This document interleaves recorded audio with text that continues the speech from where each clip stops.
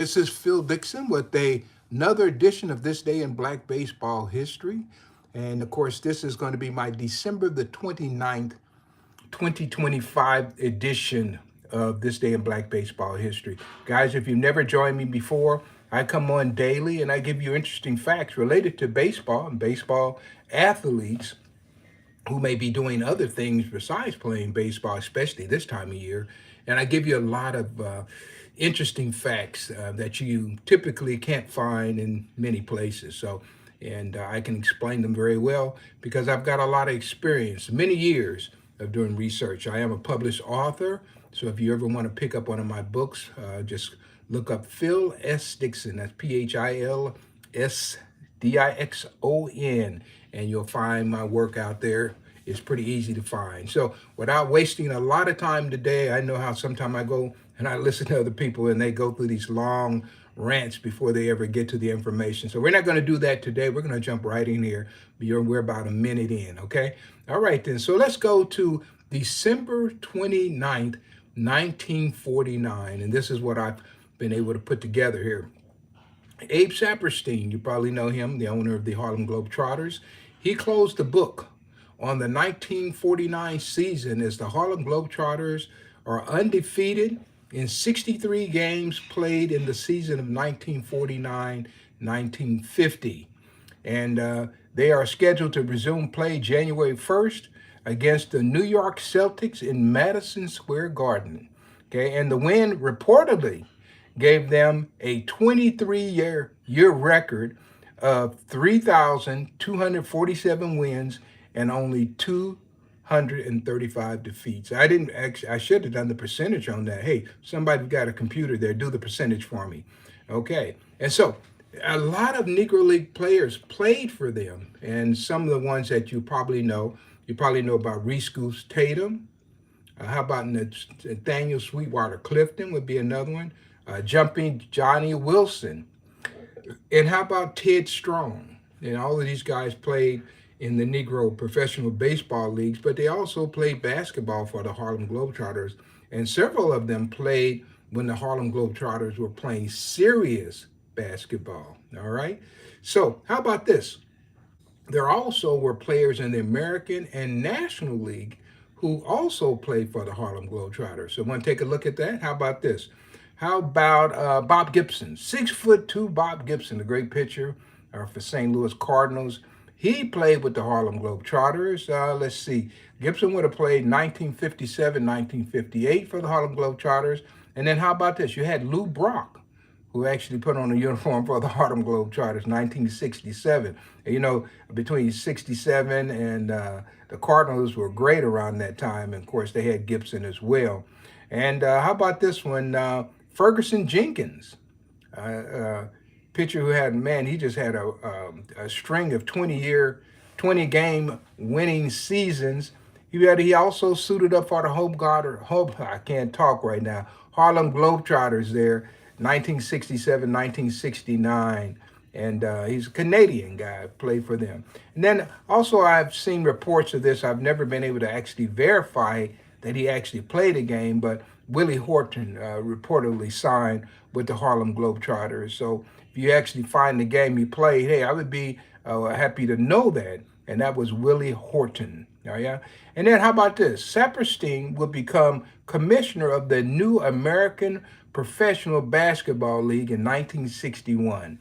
So I had the honor of many years ago speaking with Elois Saperstein, Abe Saperstein's daughter, and I picked up a lot of information from him. And of course, I talked to Marcus Haynes often, and Marcus Haynes gave me some insight to playing with the Globetrotters and how Saperstein paid. And all of that was interesting and basically important information when you're trying to keep this history. So those are just a few things. And of course, that all occurred on December the 29th, 1949, and with a little other history mixed in. Hey guys, if you're joining me from anywhere, be sure to put in the city that you're watching me from. All right. So let's keep it rolling here. Let's go to December 29th, 1950. And how about this? We just talked about Harlem Globetrotters, so I guess we're going to keep it going. Luke Easter, the Cleveland Indians, a rookie first baseman who hit 28 home runs and drove in 170 runs while batting 280, took a new job as the traveling secretary and official greeter for the Harlem Globetrotters basketball team. Luke was a big guy. I'm surprised that he didn't put on a uniform. So Easter. Now, I don't know how much you know about Luke Easter. This guy is vastly underrated in many circles. He should be in the Missouri Sports Hall of Fame because he was from the Missouri area, St. Louis. That's where he really got his prominence, but he's not in there. And sometimes I have to take issue with some of these Hall of Fames because some of the people they have in the Hall of Fame and some of the people that they've omitted just shows that even they have not done their homework. And I know sometimes they say they need somebody to recommend these people, but you have people there who can do that work and they can recommend people themselves and maybe have some of us do the research and to basically verify that this person is worthy of it. I can think of a few people in Hall of Fames that I question very seriously over some of the people that have been left out. All right. So Luke Easter is one I say needs to be in the Missouri Sports Hall of Fame. And let me tell you the reason why. He would go on, and after leaving the Cleveland American League team, he went to the minors, had an extensive minor league career. And in that minor league career, he had 269 home runs. All right. Now, so you take that 269 home runs he hit. Now let's add the 93 home runs he hit in the American League. Okay, so that's going to give him 362 home runs. Now to reach 400 home runs, he only needs at that point, 38 home runs, something like that. Okay, so he started playing in St. Louis around 1937, played for the St. Louis Giants. Matter of fact, the Kansas City Monarchs came through St. Louis in 1938, and St. Louis was not even a member of any league, and the St. Louis Giants beat the Kansas City Monarchs, who were members of the Negro American League. And believe me, just know this is serious baseball. So to think that he only needed 30 some odd home runs, less than 40 home runs to hit 400 total, and he started in 1937 and doesn't get to Cleveland till maybe 48, 49, somewhere in there. So you figure that maybe he might have had enough home runs to reach 500 in a career. And so there's a lot of work that I would love to do on Luke Easter, and hopefully I can do that and maybe make a real challenge to the Missouri Sports Hall of Fame that he needs to be entered into that Hall of Fame. He died tragically. I remember that in the 1970s, and when he was filling in for a friend, taking a deposit or either picking up a deposit at a bank and was robbed and was shot. But that's Luke Easter, and probably about maybe about a year and a half ago, I talked to one of his grandsons, so we need to do some more work on Luke Easter. We seriously need to do some more work on Luke Easter. And then speaking of Luke Easter working for the Harlem Globetrotters, I know that Parnell Woods of the Cleveland Buckeyes, who was originally out of Cleveland, drove the bus for many years for the Harlem Globetrotters. And there's another guy, he played for the American Giants, and he also drove the bus. His name is eluding me right now, but he was out of Chicago, and he drove the bus. Of course, the Harlem Globetrotters were anchored in Chicago. So, all right. So Luke Easter, and we're dropping some names today. So, guys, if you're in here, listen to the broadcast. Let me know where you're listening from. I might know something about your area, and I probably presented there. I presented all over the country for a number of years, and so I take this pretty serious, all right? Okay, so let's go on to this one. We're just bouncing around. So Saturday, December 29th, 1962, outfielder Devon White, spelled W-H-I-T-E on his baseball cards, is born in Kingston, Jamaica. His birth name was Devon Marks, M-A-R-K-E-S, White, W-H-Y-T-E. But when the family immigrated to America, White was misspelled on the paperwork. And so they moved from Jamaica to the United States. And how about that? There was a baseball player who played way back for the Cuban Giants who also spelled his name the same way. Now I'm going to go back and check and see if he was also from Jamaica or where his origins came from. But yeah, so White now actually goes back to the original spelling. If you ever get an autograph from him, he's going to sign it White, not White. So just know that. So you might be able to get two different signatures from Devon White. And White is one of only 23 players in the National and American League history to record at least 200 home runs and 300 stolen bases in a career. And how about this? Not surprisingly, there are other Jamaican-born players who played in the National American League. So I'm going to name one that you probably all know if you follow baseball, Chili Davis. I saw Chili play when he was with the Royals for a number of years. So outfielder and designated hitter, and he was a three-time All-Star. And then there was another guy named Rolando Rooms, Roomes. He was an outfielder. And then there's another guy named Justin Masterson. He was a pitcher. Now, Masterson is the only non-black player on this list because he was born in Jamaica while his parents, or mainly his father, was a missionary. He taught at the Jamaica Theological Seminary. So yeah, there is a history of Jamaica and American, and I think also in the Negro League, Oscar Levis, who played for Hilldale and the Cuban Stars, also was born in Jamaica. So guys, yeah, there's a Jamaican connection, and then of course we looked at Ferguson Jenkins. There was a Canadian connection. So baseball can be universal if it's allowed to be. All right, then we're going to take one more, and then I'm going to get out of here. I do appreciate you joining. And if you're listening now, let me know where you're listening from. It's not a lot of people on here right now, so I can really talk to you really specifically. Yeah, let me know what city you're listening from. And let me see if I know anything about that city. All right, so we're going to go to one more fact. Somebody says, hello, Phil, just starting learning about the Negro Leagues. I've got so much to learn. Thanks for teaching me. Coming from New York City. Yeah, oh man, New York City is loaded with information, loaded with great history. I don't know where you want to start, but I like to always talk about the Sunday baseball during the early part of the century, of course, the 1900, that turn of the century. You couldn't play professional baseball on Sundays in New York. Actually, yeah, New York, Pennsylvania either, because of the Sunday Blue laws.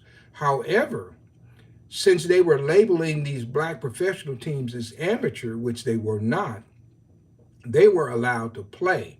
And so many of the Sundays that you have in the seasons from 1901 probably through about 1910, on Sundays, you could catch some of the greatest African-American baseball players ever playing right there in the Big Apple. Yeah, so I've written about that in a number of books, and working on a reissue of another book too. So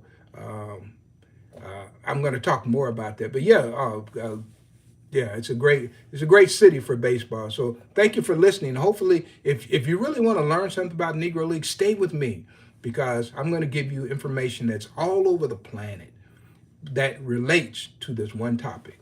All right. So, and if you like good baseball, that's it. And somebody else is saying, good morning, Brother Phil. Yeah, let me know where you're, that's that's Pastor Carmine Woods. All right. I know where you're from. You're from South Central LA, and some good ball players come out of South Central too.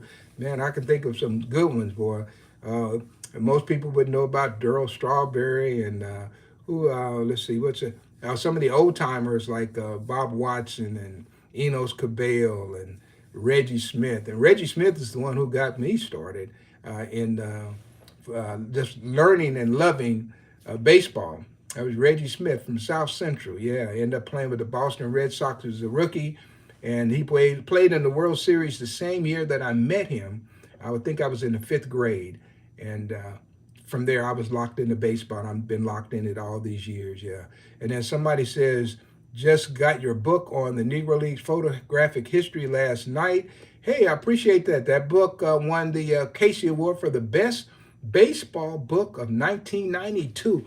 I've got books older than some of the people who will probably chime into my broadcast. You will enjoy that. And I don't know where you're at, but if you're anywhere near where I am, I'll be happy to sign that book for you. If you wanted to actually send it to me, I could sign it for you.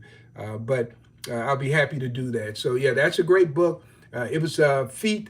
A reporter from the Baltimore newspaper said it's a feat that'll never be duplicated because it has 600 photographs in that book, and it's a very these photographs are quality photographs. It took me 10 years to put that book together, and so far it has not been duplicated. Yeah, so thank you for the purchase. I didn't make anything on it because it's been out of print, so people are picking them up as the reissue. But I'll be happy to sign it for you just the same because it's part of my legacy. So all right, well, I've got one more, and this is kind of odd story, guys. How about December 29, 1974? Emil Quincy Brown is born in Chicago, Illinois, and from 1997 to 2009, he was a member of the Kansas City Royals, the Pittsburgh Pirates, the Oakland A's. Boy, I got to keep up with these teams. They're moving around. And the San Diego Padres and the New York Mets. Now, you want an interesting story about Mr. Brown? Well, how about this? On July 30th, 2007, Brown made national news while playing for the Kansas City Royals. He accidentally shot a TV reporter almost in the eye. So he shot near her eye, and it was Karen Karnacki, who is still on Channel 9 now. And I know Karen. She'd been covering the Royals at that particular time, she'd been covering for about 20 years, but she's on KMBC Channel 9. And he was playing with a pellet gun in the locker room. And she was interviewing, what's the catcher's name? He came to us from the Red Sox, Tony Pena. Yeah, she was interviewing Tony Pena away from where he was, and the pellet landed close to her eye. Could have put her eye out, man. It's amazing. And so I've been reading the article. They said that Brown expressed profound regret over the incident, and they highlighted profound. Yeah, so can you imagine players carrying a pellet gun into the locker room and actually shooting the thing? I don't know why would you carry a pellet gun into the locker room? But I've seen stranger things because I remember one particular ball player. He used to do bow hunting with the arrow, right? And he would come in, had one of the worst pregame preparations. And so he would come in, they come in, they take batting practice, and then they come back to the clubhouse, and they're in the clubhouse before the game starts. So they kind of have time to, play cards or do some stuff or whatever, concentrate on that nice game. But this one ball player used to sharpen his bow arrows. So he would be sharpening those arrows and didn't want anybody bothering him. And I remember there was a player who came out of the shower, he's just wearing a towel. And so he said, "Hey, why are you always messing with those arrows?" And the guy grabbed him and put the arrow down by his testicles. Now, guess what? I can't make this stuff up. Now, you notice I left out the names because this is a true story. But I left out the names. But hey, when you see this, you know that is true because I'm telling you because I saw it. I lived through this. I used to be the assistant director of public relations for the Kansas City Royals. So I saw guys do all kind of weird things before the game. And even when I was a kid, I used to read about players who did strange things. And I remember Cheryl Hedrick. I remember reading about Cheryl Hedrick, who played for the Kansas City Chiefs. And they used to say that he used to throw up before every game, make himself throw up. And I don't know what that was all about. But when you read these things as a kid, you don't forget them. And so you can imagine that Cheryl Hedrick. You remember these guys played for the Chiefs back in the 60s? I think he was a linebacker. So anyway, guys, that kind of does it for me. I try to keep my broadcast down to about 20 minutes. I do appreciate everybody who follows me. If you're picking up this broadcast later on, go ahead and hit that subscribe button. We're trying to build a network of people who enjoy baseball. and who enjoy all these little trivia facts. And it comes from a person who actually has interviewed many of the people that I'm talking about, right? So thank you guys. And I will be back probably, I might come back and do the December 30th edition soon. And I have a great one, great broadcast for the December the 31st edition of This Day in Black Baseball History, because it will end my 45th year as a baseball historian and begin my 46th year. Can you imagine this? Being a baseball historian at 23 years old. I was a 23-year-old black kid going out and talking about baseball, and people just would not take me serious. And I think that, and there are people today who, because you're an African American and you're talking about history or baseball history, who still don't take you serious. They don't take you seriously today. And so, but one of these days, I'm going to do a broadcast on being a black historian in America and what it means, because sometimes people just won't listen to you. But if you write something, boy, they'll sure steal your work. So, all right then, guys, I'm going to go ahead and I'm going to be out of here. But thank you for joining, and we will be back to talk a little bit more about this day in Black baseball history. Of course, this is the December 29th, 2025 edition of this legacy here. Thank you, and you have a nice day. See you real soon. Bye.